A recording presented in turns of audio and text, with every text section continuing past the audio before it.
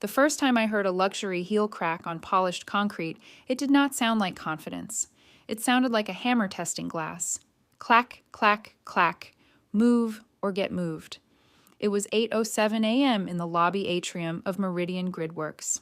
My name is Gabe Morgan. I manage facilities and leases, which is corporate code for I keep the lights on, the doors legal, the chillers humming, and the executives blissfully unaware of how close they live to chaos. The new CEO arrived with a camera crew and a grin that could cut drywall. Sienna Vale, 32, founder-daughter, freshly crowned. Her chief of staff, Todd, carried an iPad and a ring light like it was sacred equipment. Employees were packed into the atrium for what HR called a new era announcement. I stood in the back with break room coffee that tasted like burnt pennies. Sienna stepped onto the little stage, clapped once, and the sound echoed off glass. "Today we reset," she said. "No more dead weight, no more legacy drag." Her eyes found me. She smiled as if she had rehearsed it. Gabe Morgan, step forward. I walked up in a navy shirt and sensible shoes, the uniform of a man designed to be overlooked. Sienna looked me over like a stain on a white couch. "This is our facilities lead," she announced. 19 years. That is older than half our tools. And I am not paying for history lessons. A few people laughed the nervous laugh that rents you one more week of safety. Sienna lifted her coffee cup. Oat foam, caramel, a logo I did not recognize. She took a sip, made a face, then pointed the cup at my chest. "You are a boomer janitor in a tie," she said. "You do not build value. You mop it up after other people create it." The words landed. The room held its breath. Then she threw the coffee. It hit my shirt and ran down my collar like hot mud. The atrium gasped. Someone started to laugh and swallowed it immediately. Sienna smiled. "Clean it up, Gabe. Do your job. And when you are done, clear out your office. Effective immediately, we are outsourcing facilities to a cloud operations vendor in Austin. Cheaper, faster, younger." Todd stepped in with a tablet. "Sign here, acknowledging separation." 2 security guards shifted closer. Both were men I had hired. One would not meet my eyes. I looked at the tablet, then at Sienna. "No scene," she said softly. "I hate scenes. They are so analog." I nodded once, not because I agreed, because I was collecting evidence. "Very well," I said. "I will comply." I walked to the maintenance closet, peeled off the coffee-soaked tie, and stared at myself in the tiny mirror. Tired, not broken. I pulled my phone from my pocket. A message blinked from Maya Chen, General Counsel. "Are you okay? I just saw what happened." I typed back, "Watch closely." Then I opened my work bag and pulled out the old brass emergency key ring. Heavy, ugly, real. A red tag dangled from the largest key, the one nobody understood until it mattered. Property of Northgate Holdings. Owner access only. I walked back into the atrium. Sienna was already laughing with the camera crew. She saw me and rolled her eyes. "Still here." I lifted the key ring. "These belong to the building owner," I said. Sienna snorted. "We own the building? My father built this place." I set the keys on the podium. The metal clinked like a verdict. I did not argue. I did not explain. I simply turned and walked away. Behind me, I heard Maya inhale sharply, the sound a lawyer makes when a single sentence turns into a lawsuit. If you are wondering why a facilities manager carries an owner key ring, it is because empires are built on boredom. Leases, deeds, easements, permits. The paper world loud people ignore until it eats them. 19 years earlier, Meridian Gridworks was not a glossy campus. It was a sweaty warehouse with flickering lights and a founder who treated paperwork like an insult. Grant Vale was brilliant at hardware and terrible at reading. I was the guy who showed up at 2 a.m. when a pipe burst above the server racks. I knew every contractor and every weak point in the building. I also learned Grant had one special allergy: fine print. When Meridian landed its first huge contract, Grant decided we needed a headquarters. The bank wanted him to personally guarantee a big mortgage. Grant wanted to personally guarantee nothing. He called me into his office, which was a folding table and a chair that smelled like solder. "Gabe, fix the building problem," he said. "You mean find a property?" I asked. "No," he said. fix the ownership. I do not care who holds the deed. I just need keys and a place to plug in the machines. So I laid out a leaseback plan. Create a separate property company to hold title, take the mortgage, then lease the buildings to Meridian under a long-term agreement. It kept debt off Meridian's books and made investors happy. Grant heard off the books and signed the authorization papers while complaining about the coffee. The documents were not hidden. They were boring. And in the boring part that nobody rereads, it said, Northgate Holdings, managing member Gabe Morgan.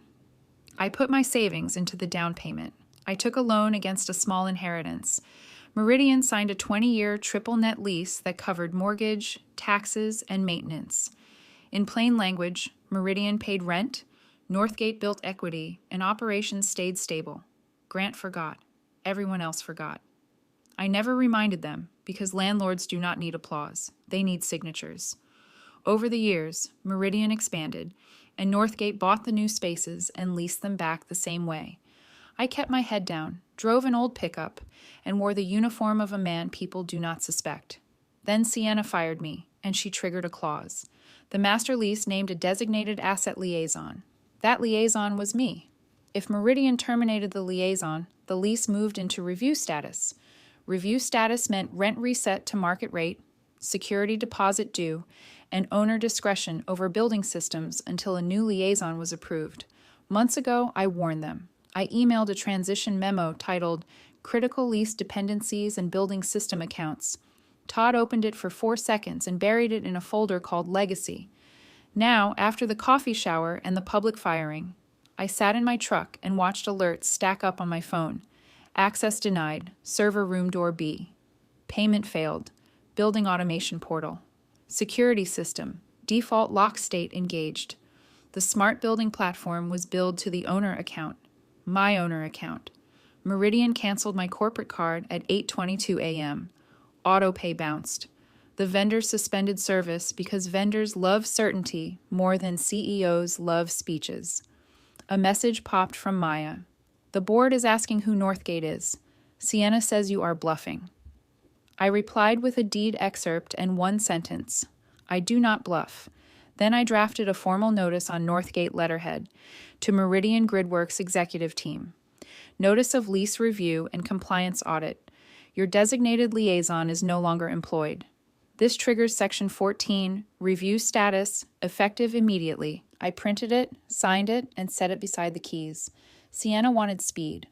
I was about to show her what slow, legal, and inevitable looks like. The problem with people who treat buildings like apps is that they assume there is always a restart button. By noon, Meridian was learning there was not. Badge readers went red. Doors that normally clicked open for executives stayed locked. The server room entrance flashed, access denied. Todd tapped his iPad like rage could fix Wi-Fi. Then the heat arrived. Without the automation platform, the chillers defaulted to energy-saving mode. In a glass campus, energy-saving mode is slow roasting. By mid-afternoon, the executive floor hit 83 degrees.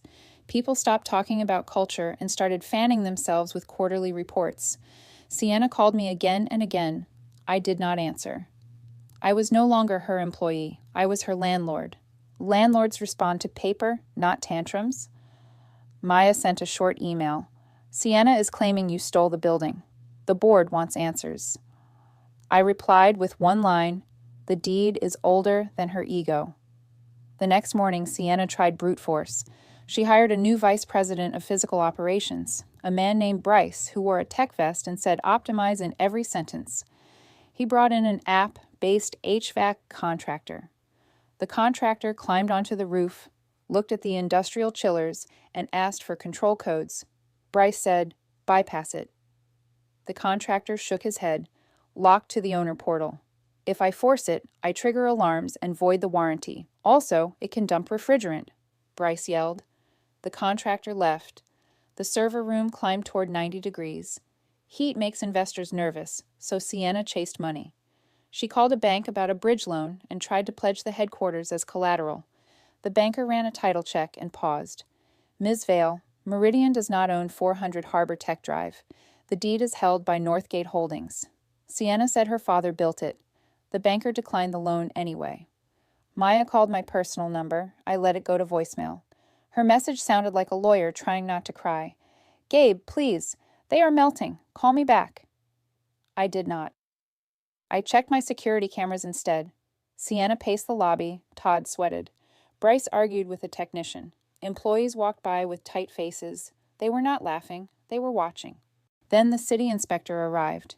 Sienna had installed meditation pods in the lobby and called them wellness stations. They blocked an exit lane. The fire code does not care about wellness. Inspector Reyes measured the clearance and pulled out a citation pad. Bryce tried charm. It is a vibe, sir. Reyes asked for permits. Bryce said permits were in the cloud. Reyes said permits needed to be posted. Then he checked the certificate of occupancy. Issued to Northgate Holdings, he said. Are you authorized by the owner? Sienna stepped in, jaw tight. We are the owner. Reyes shook his head and slapped a bright red stop work sticker on the lobby glass. 24 hours to remove the obstructions, he said. $5,000 per day in fines. Sent to the owner of record. That afternoon, I drafted the next letter. Northgate letterhead, polite language, sharp edges. Notice of material breach. Unauthorized construction in lobby. Failure to maintain safe egress and exposure of owner to municipal fines. Cure required within 24 hours. Rent now subject to a penalty fee under Section 19. I sent it by courier because email feels too forgiving. According to Maya, Sienna read the packet in the hallway, went red, and threw it on the floor. Bryce tried to explain. Sienna fired him on the spot, loud enough that employees on both sides of the glass walls heard every word. They were still watching. And now they were counting how many liters would break before anyone tried reading the contract. Saturday morning, a black sedan rolled up my driveway. Calvin Reed stepped out, chair of the Meridian Board, 70, silver hair, suit sharp enough to cut paper. He was one of the few people old enough to remember the expansion deal that created Northgate. Gabe, he said, you made your point. I nodded toward a chair. I did not make a point, Calvin. I enforced a contract. He sat, tired eyes behind calm manners. The campus is overheating. The lobby is red-tagged. We lost a financing line. Sienna is blaming you and threatening litigation. Threats are free, I said. Titles are not. Calvin slid a printed screenshot from the atrium across the table. Sienna throwing coffee. My shirt soaked. Employees frozen. That video is everywhere, he said. The board is furious. Good, I said.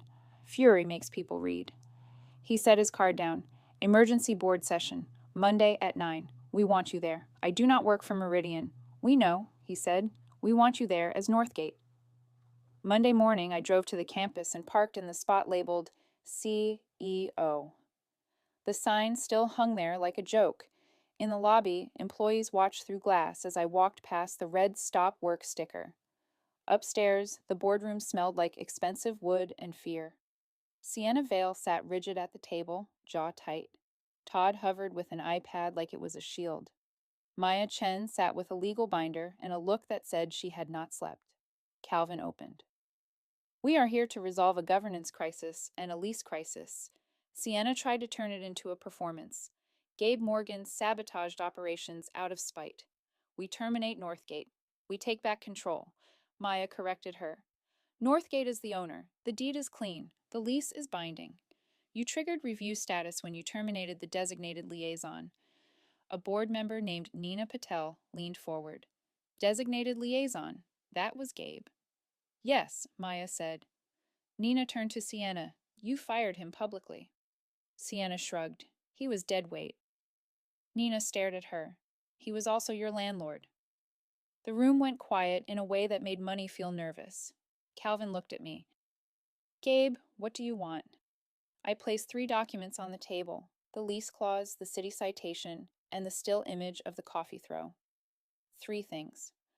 First, Northgate will approve a new liaison and restore building systems under the original lease rate once Meridian cures the code violation. Second, Meridian pays a settlement for wrongful termination and public harassment. Sienna laughed, brittle. So he wants hush money. Nina did not glance at her. You assaulted an employee on camera. That is liability. Third, I said, the board removes Sienna Vale for cause, effective today. Todd made a small choking sound. Sienna sat up. You cannot demand that. I kept my voice calm. I can refuse to sign anything with a tenant representative who assaults staff, violates permits, and lies to banks. I can also file an eviction notice tomorrow. A quiet board member named Hank Lawson finally spoke, voice low but sharp. I have watched 3 days of chaos because she wanted a spectacle. She ignored legal counsel, she ignored code compliance, she ignored basic decency. I do not care whose daughter she is. We cannot be led by someone who treats staff like props. Calvin looked around the table. Motion to remove Sienna Vale as Chief Executive Officer for cause effective immediately. Nina said, second. Hands went up. Fast. Sienna stood, face pale with rage. This is a coup, Nina replied. This is accountability. Calvin nodded to security. Escort Ms. Vale to collect her items, then walk her out through the atrium. Sienna glared at me as the guards approached. You people are dinosaurs. I smiled. Dinosaurs owned land too. That is why their footprints lasted. The board meeting ended the way most corporate fairy tales should end, with security holding the door open for someone who used to think doors opened for her. Calvin asked me to wait while they handled paperwork. I heard muffled shouting, then a heavy silence.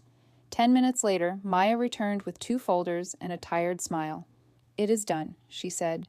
Removal for cause, documented. Interim CEO appointed. Settlement draft ready. The number was fair. It covered the harassment, the wrongful termination, and the public coffee incident that had already become an internal cautionary tale. The agreement also required a company-wide apology and a policy update on workplace conduct. I signed. Not because I wanted revenge money, because I wanted a paper trail that would protect the next quiet person in the corner. Then we went downstairs. The atrium was full. Word travels faster than elevators. Employees packed the balcony rails, phones out, faces tight with the kind of curiosity that comes from watching authority wobble. The executive elevator opened. Sienna Vale stepped out carrying a cardboard box. 2 security guards flanked her, polite but immovable. Todd followed behind her, pale, clutching his iPad like it could still save him. Sienna saw the crowd and lifted her chin, trying to turn her exit into a victory march. People did not boo. They did not cheer. They simply watched. Hundreds of eyes, silent, steady, unimpressed. That silence weighed more than any shout. As they walked toward the revolving doors, Sienna spotted me near reception. My shirt was clean now. New, actually. She stopped for half a second. This is not over, she hissed. I kept my voice quiet. It is over. You just did not read the ending. Calvin stepped forward. Ms. Vale, please continue. Security guided her forward. The doors spun. Cold air rushed in. And just like that, the woman who announced a reset was reset. Calvin turned to the crowd. Facilities and access will be restored today, he said. You will receive a formal message shortly. People moved slowly at first, like they did not trust good news. Then the badge readers flashed green, and the building exhaled. Relief is a physical thing. I went back to my truck, opened my laptop, and reactivated the automation platform. Chill schedules returned. Door controls synced. The server wing dropped back to a safe temperature. By evening, a message from the board hit every inbox. An apology for what employees witnessed in the atrium, plus a commitment to a safe workplace for every role, including facilities and cleaning staff. That message mattered more than the settlement. 2 weeks later, the interim CEO asked if I wanted my old job back. I laughed. I do not want a job, I said. I want the building quiet and the tenants compliant. So we signed an amended lease. Same base rent, a new liaison approved by Northgate, and a compliance checklist that made the board sweat. I added one extra line. Any executive who assaults staff triggers automatic review status, immediate. The interim CEO read it twice and nodded. Reading was already an improvement. I used a slice of the settlement to start a small hardship fund for the night crew, because they are the ones who clean up every mess, including the ones that wear suits. As for Sienna, I heard she launched a consulting brand about disruption. It had a lot of glossy language and no fingerprints. I drove past the campus one evening and watched the atrium lights glow through the glass. The building looked calm again. Boring even. Boring keeps the lights on. And if you ever hear a heel clack across polished concrete like a declaration of war, remember this. The loudest person in the room rarely owns the ground under their feet. The person with the keys does.